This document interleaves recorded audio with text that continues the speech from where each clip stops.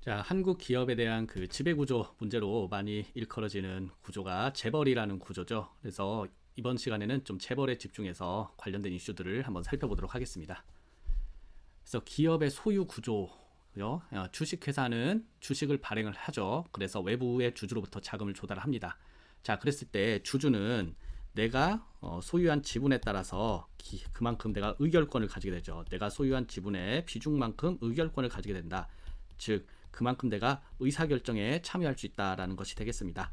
내가 가진 주식의 비율만큼. 그렇다면은 주인인 주주가 기업에 대한 정당한 권리를 갖기 위해서는 어떻게 지분율에 부합하는 권리를 가지고 있으면 되겠습니다. 따라서 기업의 소유 구조는 어떤 것이 좋은 것인가? 주주가 지분율에 해당하는 만큼 권한과 책임을 가지도록 유지가 돼야 될 거예요. 자, 그랬을 때 그때 이제 어떤 문제가 있느냐? 기업의 그 소유와 지배의 괴리가 발생할 수 있습니다. 괴리라는 건 이제 떨어진 간격, 갭이죠, 갭. 자, 이런 케이스가 있다고 봐요. 김재벌이라는 사람이 있는데 이 사람이 A라는 회사의 주식을 51% 보유를 하고 있습니다.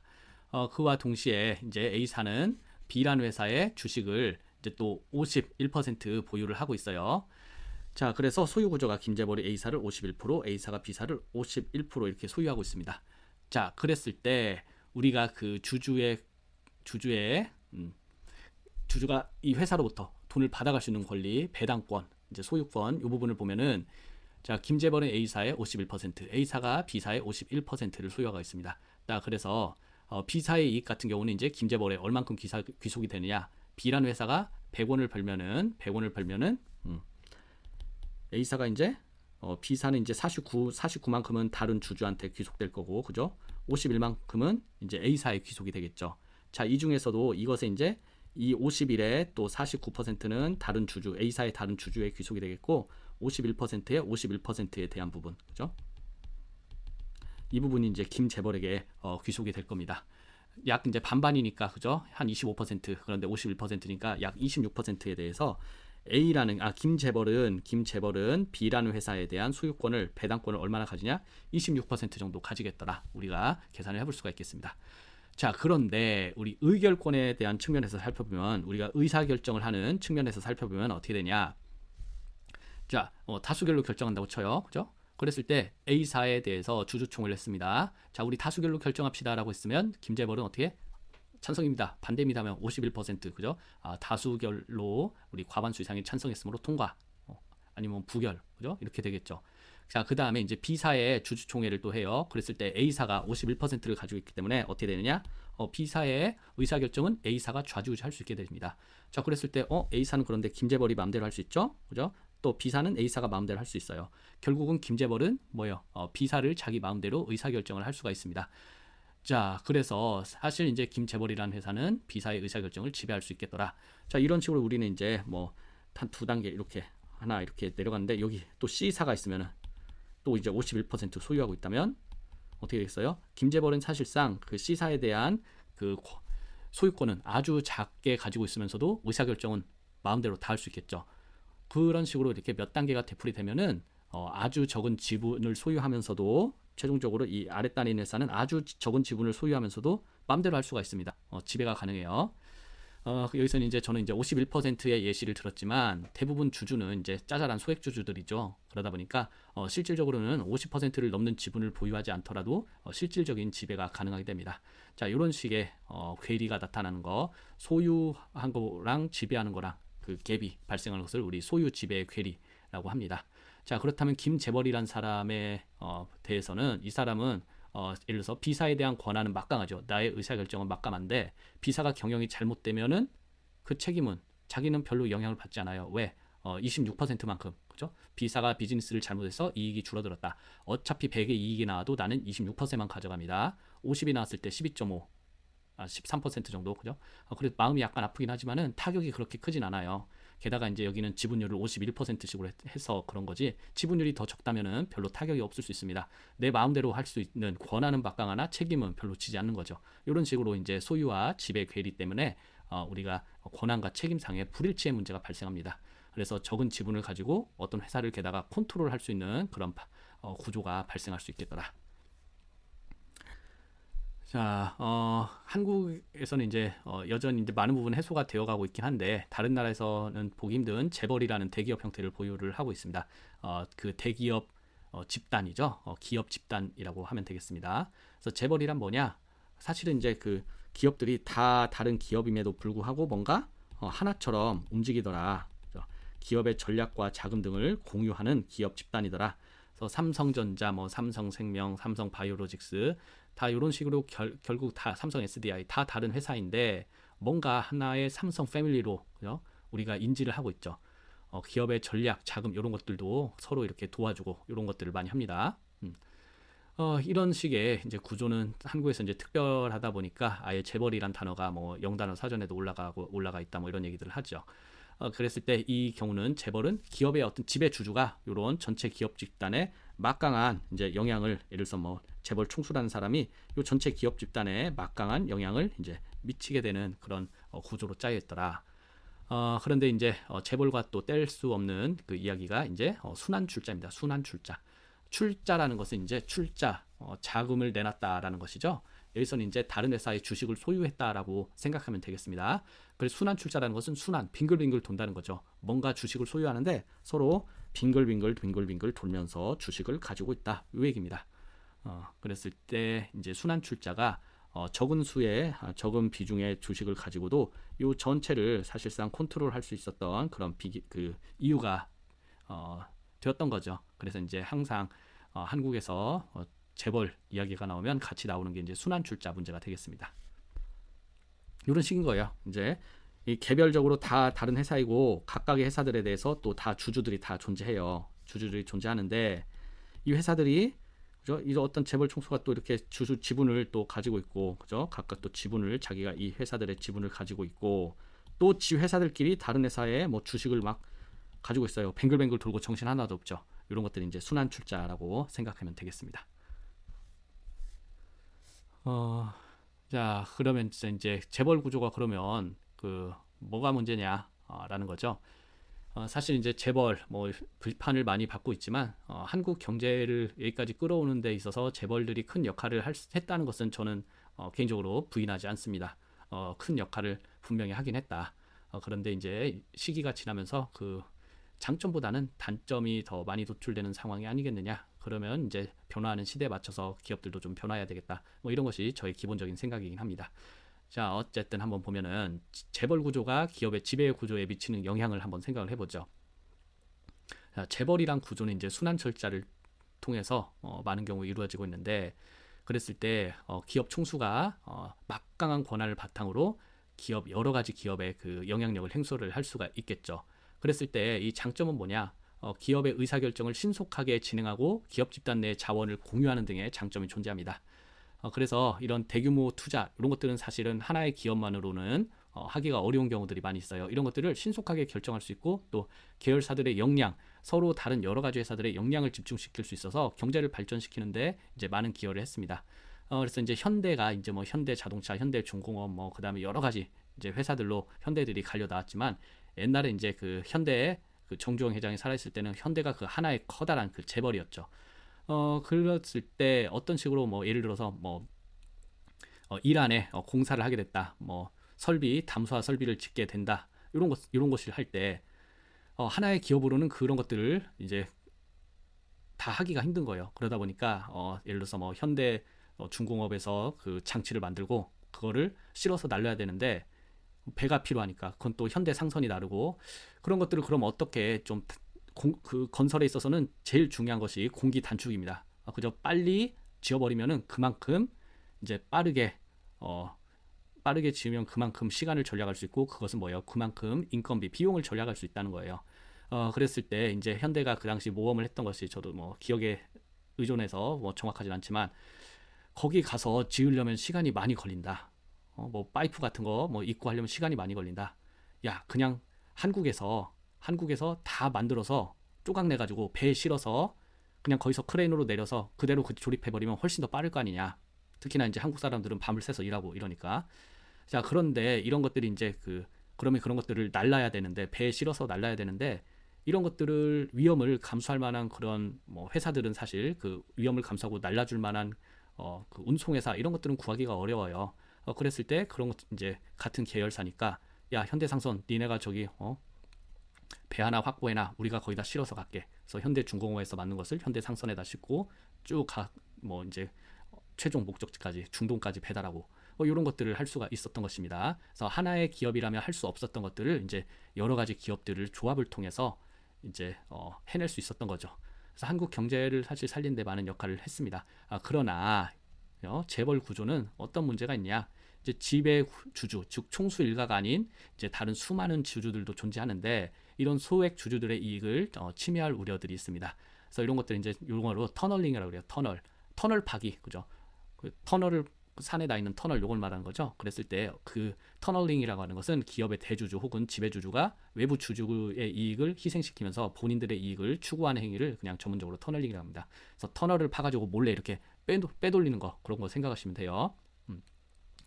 그래서 재벌 구조 같은 경우는 이제 소액 주주의 이익을 침해할 우려가 있다라는 문제가 있습니다. 대표적인 예로 예를 들어서 마트 이런 데 가면은 그 큰 마트 가면은 마트 내에 여러 가지 이제 조그만 그런 부속 상점 같은 것이 있죠. 뭐 떡볶이 파는 데도 있고 빵 파는 데도 있고 고기 파는 데도 있고. 자, 이런 것들이 이제 마트 자체에서 하는 것도 있지만 대부분 이제 외주예요. 그랬을 때 기업 입장에서는 이 전체 마트 입장에서는 이런 것들을 되도록이면 비싸게 외부에 임대하는 것이 좋죠. 그랬을 때 정말 그 경쟁력 있는 수익 그 브랜드 애들을 들여와가지고 걔네들이 이제 매출액을 나누기로 했으면은 경쟁력 있는 애들을 불러서 많이 팔리게 해야 이 전체 회사에 그죠? 이 마트의 전체에 부를 늘릴 것입니다. 그런데 이런데 마트를 이제 가지고 있는 이제 모 재벌이 있어요. 예를 들어서 무슨 마트, 그죠? 무슨 마트. 자, 그런데 여기가 이제 예를 들어서 베이커리가 있습니다. 베이커리. 자, 그랬을 때 이 사람이 사랑하는 내 동생, 그죠? 너 요즘 뭐하니? 너 여기 그냥 베이커리 여기 들어와서 빵 니네 회사 너 하나 만들어가지고 이 빵을 여기다 납품해서 팔아. 이런 식으로.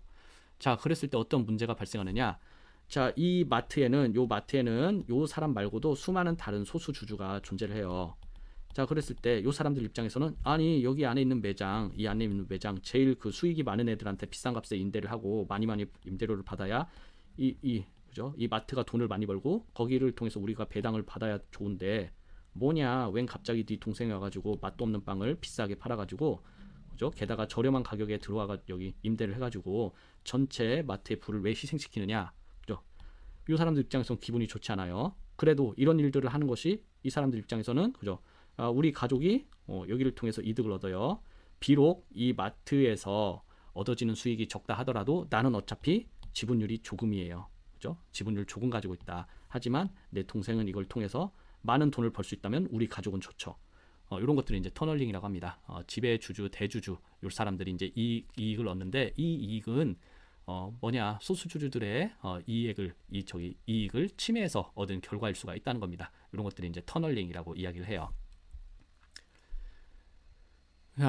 그랬을 때 적은 비중의 지분을 가지고 그 전체 회사를 컨트롤할 수 있는 그런 그 이유가 됐던 것이 바로 순환출자입니다. 순환출자. 자, 기업 총수가 있는데 어떤 식으로 자, A라는 회사에 이제 400억 40% 지분을 확보를 하고 있어요. 자, 그런데 A라는 회사는 B라는 회사 지분을 50% 들고 있습니다. 또 B는 C 회사의 지분 50%를 들고 있어요. 그럼 이렇게 쭉 여기서 줄줄이 해서 끝난 줄 알았더니 C는 또 A사에 10% 지분을 들고 있어요. 이런 식으로. 자, 그랬을 때 이제 이 사람은 자, 도대체 얼만큼 사실은 그죠? 영향력이 이제 정확하게 계산하기도 사실은 좀 복잡해요. 그런데 어쨌든 A사에 대해서 뭔가 정말 그 나보다 더 많은 비중을 들고 있는 녀석이 있지 않는 한 뭐예요? 이렇게 뱅글뱅글 돌아서 이 ABC 회사를 사실상 내 마음대로 다 컨트롤을 할 수가 있는 것이죠. 이렇게 해서 기업들이 서로 빙글빙글 가져가는 다른 회사의 주식을 소유하는 순환출자의 과정으로 인해서 기업 총수는 사실상 이 전체 기업들에 대해서는 적은 수의 지분을 가지고 있음에도 불구하고 다 컨트롤할 수 있게 된다. 이런 것들이 이제 한국 기업의 이제 흔한 지배 구조였습니다. 그래서 요즘에 이제 많이 정리가 되긴 했습니다. 이런 것들이 이제 금지를 해가지고 그런데 이제 예전에 이제 봤을 때 이런 식으로 삼성의 순환 출자. 그래서 삼성 그 지배주주라고 하는 건 이제 그 이 회장 일가죠. 그 지배구조의 핵심이 이제 에버랜드였어요. 에버랜드. 그랬을 때 에버랜드가 삼성생명 지분을 가지고 있고 삼성생명은 삼성전자를 가지고 있고 삼성전자는 삼성카드, 삼성카드는 또 에버랜드 이런 식으로 이제 뱅글뱅글 돌아가는 식의 출자 구조를 가지고 있었습니다. 이것은 지금 뭐 대표적인 회사들만 해놓은 거고 실제로는 삼성 그 관련된 회사가 엄청 많기 때문에 더 막 이걸 다 그리면은 정신이 하나도 없습니다. 어쨌든 요 당시에 이제 에버랜드가 요 핵심이었죠, 핵심. 당 이제 비상장사였는데 그래서 이제 그 지금까지도 이제 삼성에 대한 비판 중에 많은 것이 이제 에버랜드 전환사채 문제. 그랬을 때 아주 너무 그 말도 안 되는 저렴한 가격으로 이거를 이제 넘겨가지고 상속세를 회피한 거 아니냐 이런 비판들이 있습니다. 자, 현대자동차 지배주주가 있고 여기서는 또 핵심이 이제 현대모비스네요. 그래서 이렇게 현대자동차, 뭐 기아자동차는 또 이렇게 가스티를 가지고 서로 막 왔다 갔다 정신없죠. 이런 식으로 우리가 구성되어 있어가지고 지배주주가 사실상 전체 기업에 대해서 생각을 하면은 적은 비중의 지분을 가지고 있으면서도 다 컨트롤할 수 있었다라는 것입니다. 자, 그래서 순환출자라는 것이 이제 그 재벌을 형성하게 함으로써 여러 가지 이제 경제에 대한 기여를 하게도 했지만 단점은 지배구조의 투명성이 낮습니다. 딱 봐도 구조가 복잡하죠. 누가 뭘 어떻게 하는지 되게 헷갈려 죽겠죠. 자, 그 다음에 지배주주가 적은 지분율로 여러 회사들을 지배하는데 이게 또 문제가 그러면 마냥 그 지배주주가 좋냐 그것도 아니에요. 이제 경영권 방어가 어려워요. 자, 그랬을 때 이 사슬이 뭔가 하나만 뚝 끊어져도 이제 와장창 날아가 버릴 수 있는 겁니다. 와장창. 그죠? 그런 문제가 있어요. 실제로 이제 SK가 그런 이제 어려움을 겪었고요. 과거에. 그 다음에 이제 부실기업 구조 조정이 어렵습니다. 왜냐? 예를 들어서 뭐 여기가 뭐 한진이 어렵다. 그죠? 그렇다면 부실기업 같은 경우가 있으면은 내가 잘 못할 것 같으면은 빨리 팔아서 그냥 현금화하고 그 현금으로 다른 기업들을 뭐 살리는 방법도 고민을 해볼 수가 있을 거예요. 그런데 지배 구조가 이렇게 물고 물리다 보니까 뭐 하나를 빼면은 갑자기 그냥 내가 얘네들을 간신히 이렇게 컨트롤하고 있었는데 막 다 와장창 깨져버리는 거예요. 그러다 보니까 뭔가 부실하게 된 회사가 있어도 요거를 어떻게 정리를 할 수가 없고 울며 겨자 먹기로 가야 된다. 망하지 않게 하려면 이제 또 다른 회사들한테 이제 또 지원을 뭐 서로 받고 해주는 거죠. 그러다 보면 어떤 문제가 생기냐? 하나가 부실했을 때 다른 애들이 막 허덕허덕하면서 지원해지다가 다른 애들도 동반 부실화될 수 있습니다. 이런 것들이 이제 한국에서 실제 일어났던 일들이에요. 그래서 부실기업 구조조정이 어려워서 연쇄 부실 위험이 있더라. 그래서 어떻게 했냐? 이런 여러 가지 문제 때문에 2014년 이후로는 신규로 순환 출자를 금지하도록 이제 하였습니다. 그래서 그 전부터 이제 많은 지주회사, 이른바 지주회사라는 구조로 많이 옮겨가고 있었는데 이런 것들을 순환 출자가 금지되면서 지주회사로 더욱 바꿔가는 그 계기가 되었죠. 그래서 지금은 이제 많은 부분들이 순환 출자가 해소가 되고 있습니다. 그래서 신문기사 이렇게 보면은 예를 들어서 뭐 30년간 대주주 지배력을 높이는 지렛대 역할을 해온 순환 출자가 역사의 뒤안길로 사라지고 있다.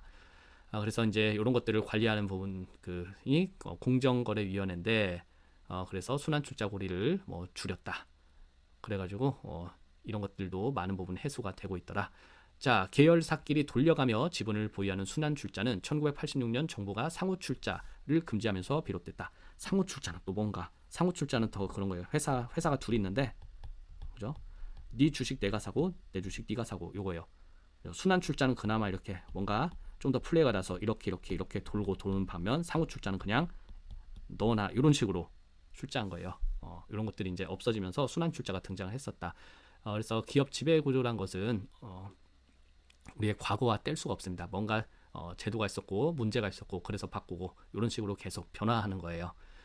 자, 그랬을 때 뭐 97년 외환위기가 있었는데 이때 뭐 순환 출자 이런 것들 뭐 이야기가 또 나오고 그래서 어쨌든 이런 것들도 이제 한때 과거의 이야기였고 이제는 많은 부분 해소가 되고 있다. 그래서 대기업 순환 출자 고리수는 이렇게 뱅글뱅글 돌아가는 거 이런 것들 이때는 2013년 거의 뭐 10만 개 이후로 계속 점점 줄어들고 있어서 심플한 구조로 가고 있다. 이렇게 되고 있습니다. 그래서 아까 지주회사라는 이야기를 했는데 지주회사라는 것은 요즘에 이제 무슨 지주 이런 식으로 지주회사라는 이름이 붙어있는 것들이 있는데 이 지주회사라는 것은 지주 이건 뭐냐? 땅 주인이 아니라 지주회사의 지주는 주식을 소지했다라는 뜻입니다. 지주회사의 지주회사라는 것은 다른 회사의 주식을 소유하기 위한 목적으로 있는 회사를 말합니다. 무슨 지주 이런 식으로 있으면은 이 회사는 다른 회사의 지분을 소유하기 위한 소유하는 회사구나라고 생각하면 돼요. 주 목적이 다른 회사 지분을 소유하기 위한 거다. 그랬을 때 많은 이제 재벌들이 예전에는 이런 식으로 복잡한 지배 구조를 가지고 있었습니다. 그런데 이런 것을 깨끗이 정리를 했습니다. 자, 그래서 깔끔하게 주 LG 이제 지주회사가 있고요. 그래서 이제 일가가 이제 이 재벌 일가가 이제 이분 한 50% 정도 가지고 있고, 그리고 이제 LG가 다른 회사의 주식을 이런 식으로 쭉쭉쭉쭉 가지고 있죠. 깔끔해졌죠. 그래서 자회사들 이렇게 있고, 그 다음에 또 자회사들이 이렇게 또 가지고 있는 거죠. 자회사들이 이렇게 있어서 이쪽으로 보면 이제 손자 회사인 거죠. 이런 식으로 아주 트리가 깔끔하게 정리가 됐습니다. 이런 식의 이제 구조가 이제 지주회사 구조라는 겁니다. 훨씬 더 깔끔해졌죠. 이랬을 때 장점은 뭐냐? 어디가 좀 문제가 생겼어요. 얘가 좀 문제가 생겼다. 그죠? 그럼 어떻게 돼요? 쉽게 팔아도 뭔가 큰 문제가 되지 않죠. 자, 그런데 뭐 그래서 지주회사로 이제 그 정부가 순환출자금 좀 그만하고 이제 지주회사로 바꿔라라고 이야기를 했습니다. 자, 그런데 뭐 지주회사면 그럼 무조건 좋은 거냐? 어떤 신문 같은 거 보면은 마치 마냥 좋은 것처럼 나오는데 그런 것도 아닙니다. 게다가 지주회사는 한때 옛날에는 이런 것들을 아예 법으로 야 니네 이런 거 하지 마 금지를 한 적도 있어요. 그래서 이런 것들 다 시대에 따라서 다 변한다. 지주회사가 앞서 말한 그런 적은 지분을 가지고 많은 기업을 컨트롤할 수 있는 문제를 완전히 해소할 수 있는 것은 아닙니다. 그래서 요 밑에 같이 또 치고, 그죠? 또 치고 이러면은 굉장히 적은 지분을 가지면서도, 그죠? 컨트롤할 수 있는 문제는 여전히 가지고 있어요. 그래서 이제 맨날 정치할 때 이제 기업 지배구조 뭐 상법 이쪽 개편하자 이런 사람들이 이제 항상 등장하는 이슈가 과연 몇 층까지 이걸 몇 층까지 허용을 해줄까? 요겁니다. 요거 몇 층까지, 그죠? 요 밑으로 가지를 더 칠 수 있다면은 어떻게 되겠어요? 굉장히 적은 비중의 지분을 가지고도 엄청나게 많은 회사를 컨트롤할 수 있는 문제가 생기겠죠. 그래서 몇 층까지 할 것인가? 야, 요 밑으로 가지 마. 이거 하고 싶어? 그러면 여기다. 예를 들어서, 그죠? 더 내려가지 마. 그 다음에 자, 여기 내려갔을 때 그러면 예를 들어서 뭐 한 1, 2, 3층까지 허용을 한다 치자. 3층까지만 허용한다 치자. 그랬을 때 여기는 도대체 그러면 몇 퍼센트의 지분을 이 회사는 여기에 최소한 얼마의 지분을 가지고 있을 것을 허용하느냐? 뭐 예를 들어서 뭐 51%로 되겠느냐? 아니다. 이 밑에까지 가면은 이렇게 가면 지분율이 너무 적기 때문에 100% 가져야 된다. 아니다. 80% 하자. 이런 식으로 이제 맨날 싸우는 거예요. 그래서 이런 이슈들이 많이 정치인들한테 논의가 되는데 뭐 그래서 뭐 자회사까지 뭐 손자회사까지, 그래서 뭐 손자회사의 지분율은 뭐 100%를 해야 된다. 아니다. 증손자까지 하고 그다음에 증손자에 대해서 100%뭐 소유를 하도록 하자. 이런 식의 이야기가 오가는데 무슨 얘기인지를 오늘 배우면은 좀 알 수 있게 될 것입니다. 그런 얘기들이 항상 이제 정치 이야기할 때 많이 나와요. 기업 관련해서. 자, 그 다음에 이제 또 우리가 재벌 일가를 이른바 이제 오너라고 많이 합니다. 뭐 또 오너 일가. 그래서 뭐 오너 경영이 뭐 중요하다, 뭐 장점 있다 이런 얘기를 하는데, 오운 하면은 뭐예요? 소유하다라는 뜻이죠. 오너는 주인이나 소유자라는 뜻입니다. 그래서 재벌 총수에 대한 오너라는 표현은 뭐냐? 이 사람들이 기업의 주인이라는 의미를 내포하고 있습니다. 그런데 사실은 기업의 주인은 주주라고 봤을 때, 주주는 수많은 사람들이 있다. 그죠? 그랬을 때 이제 재벌이라는 사람들은 이 중에 이제 좀 많은 부분을 가지고 있어서 이제 컨트롤할 수 있는 사람이죠. 그죠? 주인은 이외에도 뭐예요? 많이 있어요. 소액 주주들, 그죠? 그랬을 때 이 사람이 다 주인이라면은 이 전체 회사가 요 사람 거다라는 그런 착각이 들게 하죠. 그랬을 때 우리가 재벌 총수가 기업에서 차지하는 실질적인 지위는 뭐냐? 경영권을 가진 주요 주주, 즉 지배주주다. 그래서 우리가 오너라는 말을 쓰는 것은 상당히 잘못됐습니다. 그래서 외국에서는 이제 설립을 했다면 보통 이제 설립자 아니면 이제 개인 최대 주주 이런 식으로 이제 표현을 하고 있습니다. 그래서 우리도 오너라는 표현을 좀 자제를 해야 될 것 같아요. 그래서 왜 그러냐면은 오너라는 표현이 주는 그 굉장한 혼란이 있어요. 예를 들어서 뭐 어르신들 여전히 이런 식으로 많이 생각합니다. 야, 삼성전자 뭐 예를 들어서 뭐 이제 이건희 회장도 돌아가셨는데, 야, 자식한테 뭐 좋은 걸 많은 걸 물려주고 싶은 것은 부모의 그 당연한 심정이다. 그래서 삼성전자를 예를 들어서 뭐 이재용 회장한테 물려주는 것이 뭐가 문제냐? 내 회사 내가 물려준다는데 그게 뭐가 문제냐? 이런 그 의문을 이제 말씀을 하시는 분들이 있어요. 뭐 상속세 이런 걸 다 떠나서 야, 내 자식한테 내 회사 물려준다는 게 무슨 문제냐? 라고 하는데 이제 그분들이 이제 많은 부분 착각하시는 것들은 요 사람들도 이제 회사의 주인이라는 거죠. 그랬을 때 이런 경영을 할 때 그죠? 회장 일가가 계속해서 대를 이어서 경영을 한다. 사실 그럴 필요는 없는 거예요. 정말 똑똑한 사람이 능력 있는 사람이 경영을 하면 되는 거죠. 그런데 그분들이 생각하시는 것은 이제 삼성이라는 그 삼성전자라는 회사를 마치 하나의 그런 뭐 가게 그죠? 가게처럼 생각해서 주인이 한 명 있다라고 생각을 하다 보니까 아니 내 회사를 내 자식이 맡아서 하겠다는데 뭐 이런 식의 말씀을 하시는 거죠. 그랬을 때 이제 오너라는 표현이 그런 그 오해를 더 가속화하는 것 같습니다. 그래서 여러분들은 이제 오너라는 표현이 나왔을 때 이것은 좀 잘못된 용어다라고 생각을 해주시면 될 것 같아요. 실질적인 주인은 뭐냐? 뭐 지배주주라든지 경영권을 가진 뭐 주요 주주 이런 식으로 해석을 하면 되겠습니다. 자, 그 다음에 이제 또 앞서와 비슷한 또 얘기인데 우리나라에 있는 또 문제 중에 하나인데 이제 그 표면상의 경영자가 있고 그 실질적인 경영자는 뒤에 또 따로 있는 경우들이 있어요. 그래서 이제 등기, 미등기 요 임원 요 얘기인데 자, 우리가 아는 최고 경영자는 뭐냐? 기업의 전반적인 이제 의사결정을 하고 이사회에 참여해서 의사결정 과정에 있어서는 이제 궁극적인 최종 의사결정권자죠. 그래서 가장 큰 법적 책임을 집니다. 그래서 회사를 누가 경영하냐라고 했을 때 보통 누구누구 사장, 누구누구 대표 이렇게 생각하죠. 그래서 CEO 이렇게 말을 합니다. 그래서 의사결정에 가장 많은 영향을 미치고 그에 따라서 가장 큰 법적 책임도 져야 돼요. 자, 그런데 국내 기업들에서는 이제 실질적으로 최고 경영자, 그러니까 표면상의 CEO보다 더 상위의 직급자가 존재하는 경우들이 많이 있습니다. 그래서 공식적으로는 누구누구 대표 이렇게 있는 타이틀이 있는데 사실은 이 사람보다 더 높은 의사결정권자가 있는 거예요. 그러다 그래서 지배주주가 실질적으로 최고 경영자로 존재하고 사실상 우리가 겉으로는 이제 대표자를 다른 사람을 내세우는 형식이 존재를 하더라. 그럼 어떤 문제가 생기냐? 법적 책임은 지지 않으면서 사실은 막대한 영향력을 행사하는 경영자가 존재하는 거죠. 그랬을 때 나는 법적 책임을 지지 않으니까 어떻게 돼요? 심각한 도덕적 해이 문제가 있을 수 있습니다. 권한과 책임이 불일치하는 거죠. 권한은 막강한데 책임은 안 진다. 기본적으로 세상 모든 일이 권한과 책임이 일치하면은 큰 일이 안 생겨요. 많이 안 생겨요. 근데 문제는 권한과 책임이 불일치해서 생깁니다. 그래서 이런 존재를 좀 우리가 실질적으로 확인할 수 있는 것들은 이제 그 임원 보수 공시입니다. 그래서 우리가 법에 의해서 2013년 5억 원 이상의 보수를 수령한 등기 임원의 보수 정보가 공시되게 됐어요. 자, 우리 또 임원이라는 그 용어 우리 지난 시간에도 다뤘지만은 등기 미등기 그죠? 임원이라 하면 상법상 그죠? 상법상 임원이라고 하면은 회사의 이사회를 구성하는 이제 이사 그 다음에 회사의 감사 그죠? 요 사람이 뭐예요? 바로 이 사람들이 상법상 등기 임원이죠. 등기 임원. 그래서 등기 임원들 야 니네 정보 5억 원 이상 받으면은 왜 받았는지 얼마 받았는지 이런 것들에 대해서 보수 정보를 공시를 하라고 했어요. 자, 그랬더니 어떤 일이 생기는가? 여기에 있었던 사람이 슬며시 그죠? 미등기로 살짝 빠져나가는 거예요. 보수 공시를 하기 싫어가지고 누가 그러더냐? 봤더니 이 회사의 상당한 지배주주였더라. 자, 그래서 어떻게 했냐? 야, 미등기 인원도 상관없다. 하여튼 누가 5억 원 이상 하여튼 회사에서 5억 원 이상 받는 사람 중에 탑 5는 누가 됐든 간에 공시를 해라 라고 해서 이제 법을 바꿨습니다.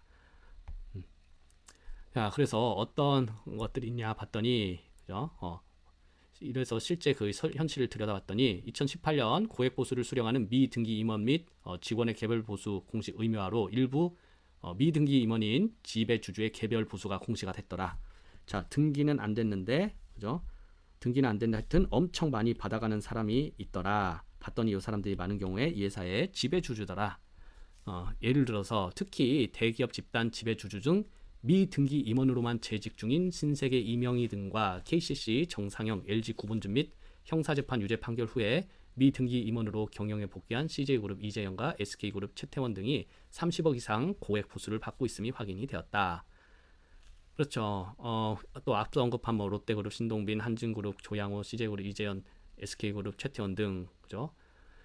불법 행위로 기업 가치를 훼손한 대기업 지배주주들이 지속적으로 복수의 계열사로부터 거액의 보수를 받고 있는 현실은 기업의 임원 보수 산정이 객관적이고 합리적으로 이루어지고 있는지 의심케 한다. 뭐 해서 이런 리포트가 나왔습니다. 이런 비판들을 이제 그 뭐 뒤로 하고 어쨌든 우리가 알 수 있는 것은 여기 나온 이름 나오신 분들 여러분들이 다 잘 아는 부분들이죠. 그렇죠? 이 사람들이 실질적으로 그 그룹을 좌지우지한다는 것은 우리가 다 알고 있어요. 그런데 뭐냐? 미등기. 사실상 미등기더라. 법적인 책임이 없어요. 지지 않아요.